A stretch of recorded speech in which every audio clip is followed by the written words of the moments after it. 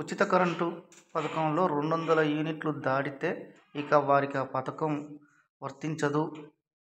ఇక ఈ పథకాన్ని కుదింపు యోచనలో ప్రభుత్వం ఉన్నట్లుగా ఈ వార్త యొక్క ప్రధాన ఉద్దేశం.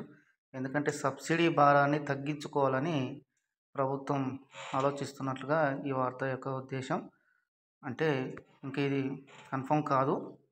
యోచనలో ఉన్నట్టు ప్రభుత్వం ఒక ఆలోచనలో ఉన్నట్టుగా వార్త అయితే ఈరోజు మనం చూస్తున్నాం.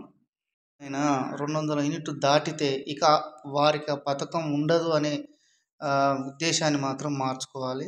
అంటే యోచనను మాత్రం మార్చుకోవాలి ప్రభుత్వం. ఎందుకంటే ఏదో నెలలో క్రాస్ కావచ్చు, పండుగలు పబ్బాలు ఉండొచ్చు, మేబీ ఏదైనా కావచ్చు. కానీ ఒకవేళ ఏ నెలలో అయితే వాళ్ళు 200 యూనిట్లు దాటుతారో ఆ నెల వరకు ఛార్జ్ చేస్తే సరిపోతుంది. ఇక కొత్త వారికి కూడా అవకాశం ఇవ్వద్దు అనే యోచన కూడా విరమించుకోవాలి. ఎందుకంటే ఇప్పుడు ఇందిరమ్మ ఇల్లు కడుతోళ్ళు ఉన్నారు. ఇంకా కొంత పేదవాళ్ళు ఉండొచ్చు. ఒక ఇంట్లో నుంచి ఇంకో ఇంటికి మారొచ్చు. అట్లా అలాంటి వారు కూడా అంటే పేదలకు ఖచ్చితంగా ఈ పథకం ఎప్పటికీ అందుబాటులో ఉండాలి.